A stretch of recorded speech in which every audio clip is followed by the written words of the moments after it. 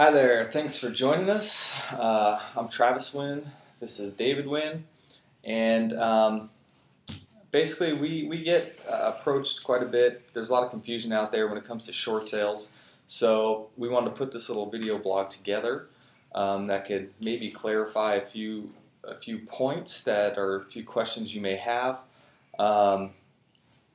Dave's been doing short sales for how long now? Since 1995. 1995. Long time ago. They're not as they weren't as prevalent then as they are now. In fact, that was kind of the beginning, about 1994, 1995, of a lender allowing you to sell your property for less money than what's owed on it. It's basically what a short sale is. So it's fair to say you got quite a bit of experience doing these things. Yes, a lot of experience and not easy. All right. Well, basically, we'll just start off. Probably the main question is what is a short sale? It's when the lender allows you to sell your home for less money than what's owed on it. There's a lot of benefits to a short sale. One of which is that you can recover your credit a lot quicker than if you go through a full foreclosure.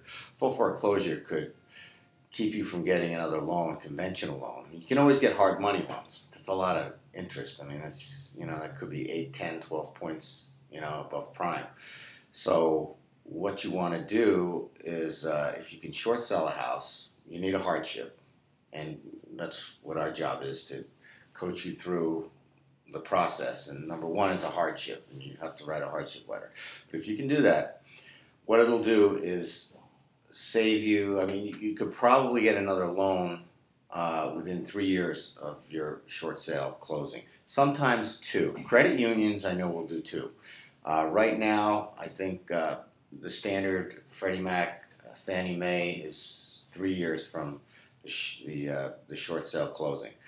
If it's a foreclosure, it's going to be 7 years.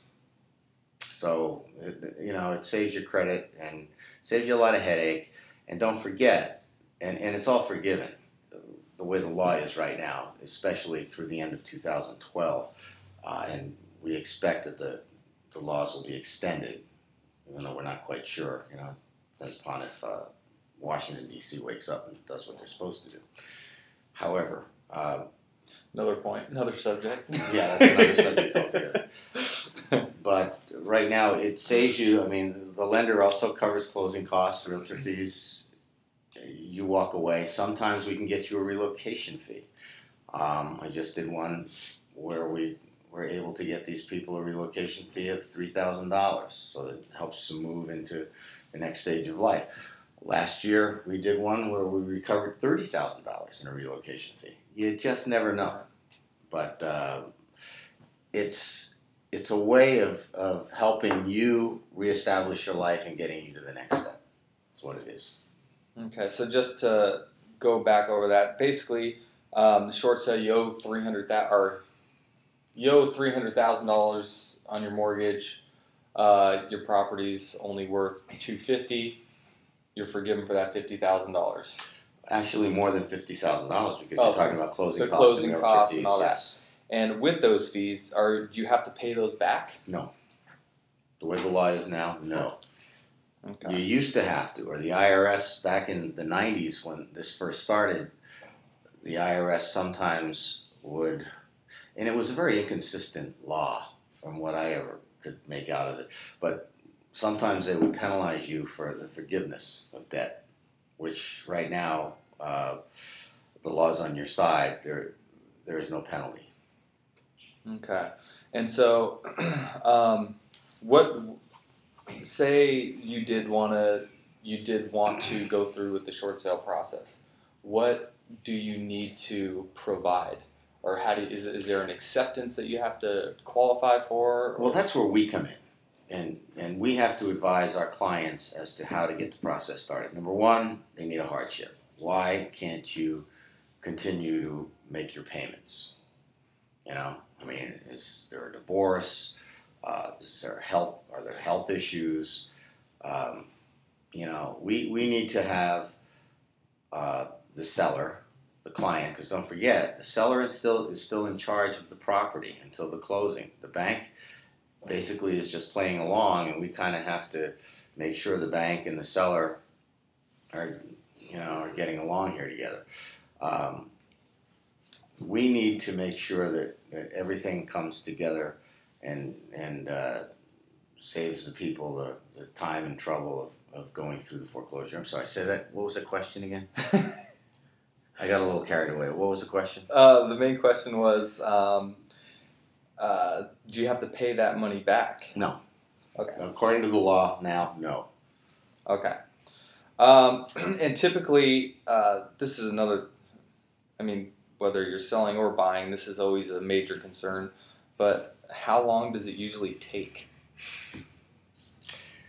Depends upon the bank, depends upon the investor.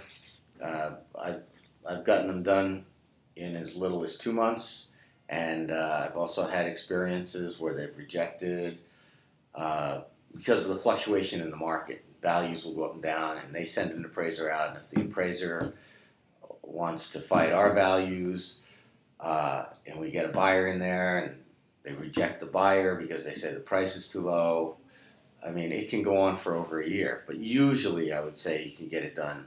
The norm for us, anyway, is somewhere between 2 and 4 months complete. All right.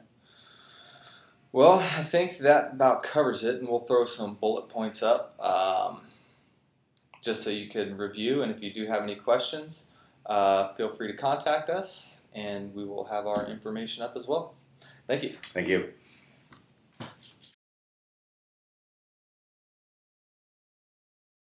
All right, we are testing this out to see if this will work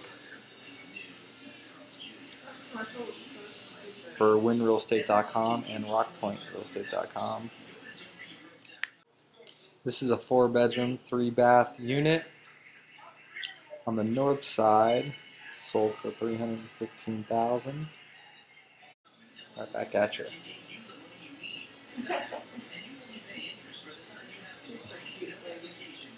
All right. All right, so we're seeing if we could just add on to what we already have, and I'm hoping we can, because that would make life a whole lot easier for us.